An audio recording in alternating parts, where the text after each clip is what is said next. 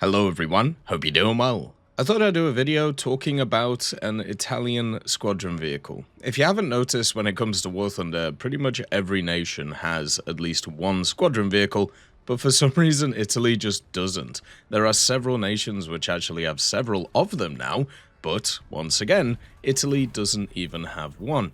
So in this video, we'll go through some examples that exist in real life, which are either similar to vehicles that already exist, or are unique and would be interesting, and basically would be cool to see in the Italian tech tree.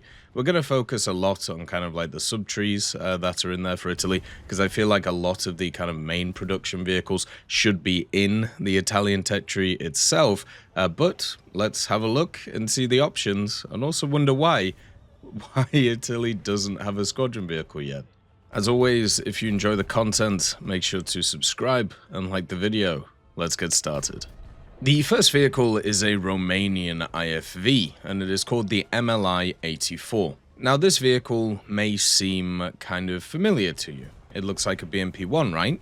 It kind of is, but it has a bunch of improvements that make it very different compared to the standard BMP. The MLI series, the first big improvement the Romanians did is they actually added in a new engine. Instead of the diesel V6 engine that the Soviets used, which is the UTD-20, instead the Romanian version uses the 8V1240 DTS 4-stroke liquid-cooled diesel V8 engine. This basically gave it 355 horsepower, making it a lot more powerful. The other interesting part about it is because of the improved engine, they also increased the height of the vehicle and also increased the length and also the width of the vehicle. So this is basically just a slightly bigger version of the BMP-1, which also has access to a better engine. They also modified it in a bunch of different ways, depending on which variant you're looking at. It depends on what weaponry it had.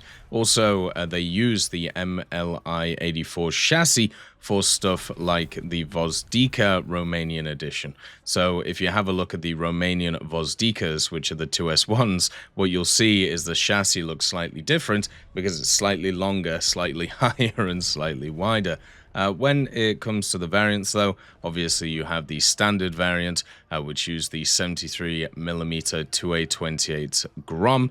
This is the, standard Russian low-pressure gun. But there were versions which had access to Malyutkas, and there was even versions which actually had access to Spike anti-tank guided missiles. So basically what you have on this vehicle, since it is, by the way, still kind of in service today as a later variant, you have a bunch of different weapon systems that are built off of it, including the 25mm Orlikon KBA autocannon and also 80 gems on top of it. So you could have one of these as a squadron vehicle, and then what you could do is have a bunch more in the tech tree for Romania, which would be perfect. It would work great.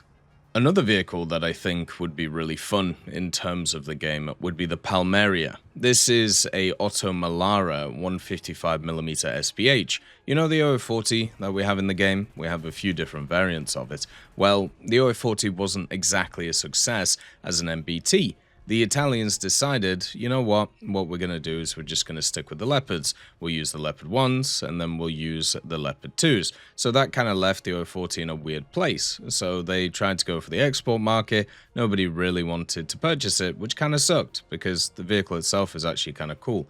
But what ended up happening was they decided to build a SPH version of it, and this SPH version has access to a 155mm on it, which is pretty big, and also at the same time it has a few other interesting factors, such as this vehicle actually has a different engine in it.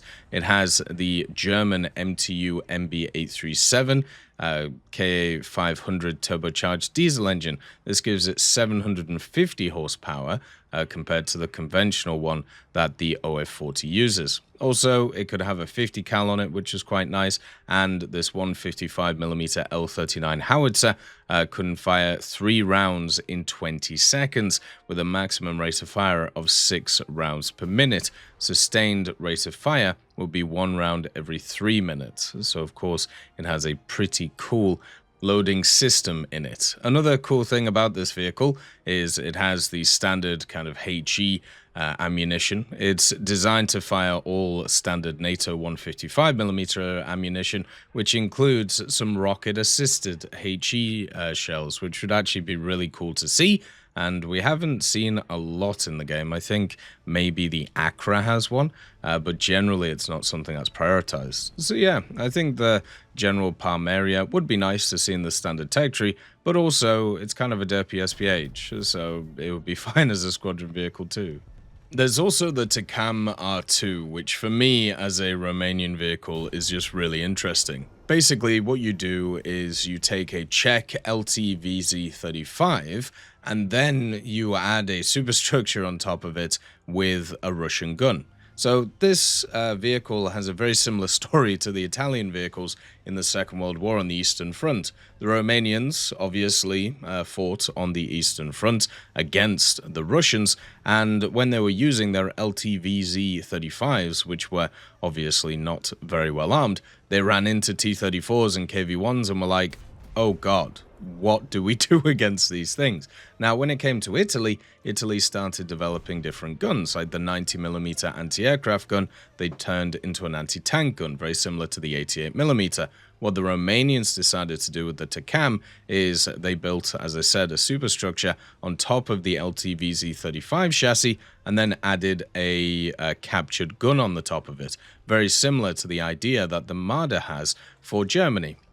So they took the standard chassis and then they added the Russian M1936 F22 field gun, which is the 76.2mm on top of it, and this gave them way more firepower, but obviously was a little bit more limited because of the simple fact that it was a Russian gun on their vehicles.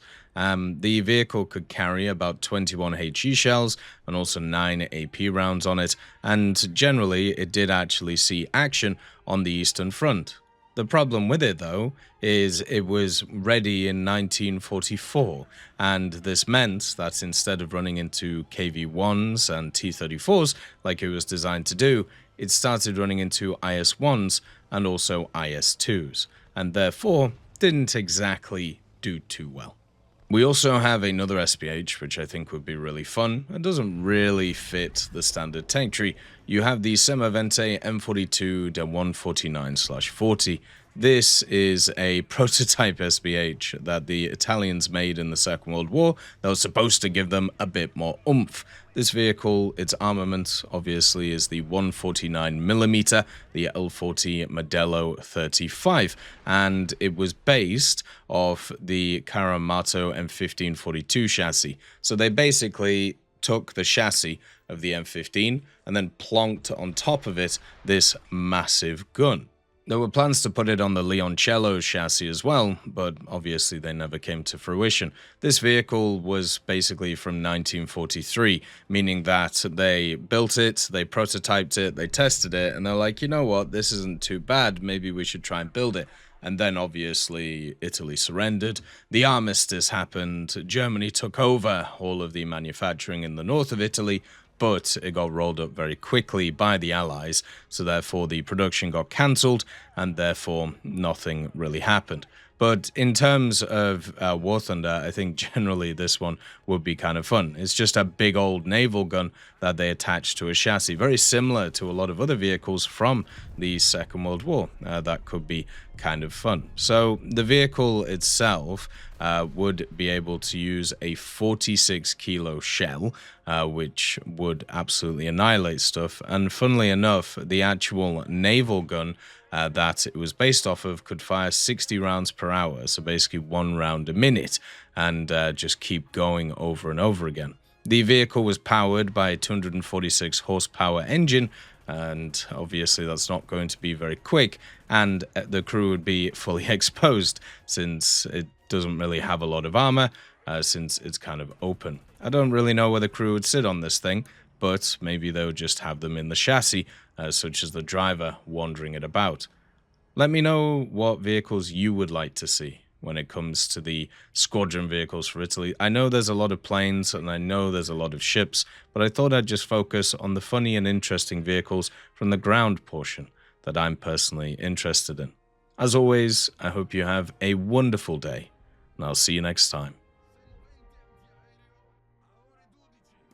I'd just like to thank GMG Smiley, CD Beans, Chieftain Mike, EMN3 Galaxy, Tulio Pontecorvo, Brendan Quinn, Carrion Crow, Gus Irenicus, Pyman, Wartinder, Teddy, Daniel Stanton, Martinez, B. Young, Ozzy Panzer, Alan Hacker, Liam Shear, Opium Prime, Lafouche, Sem, Aslan, Uncle Bean, and Derek R. for supporting the channel.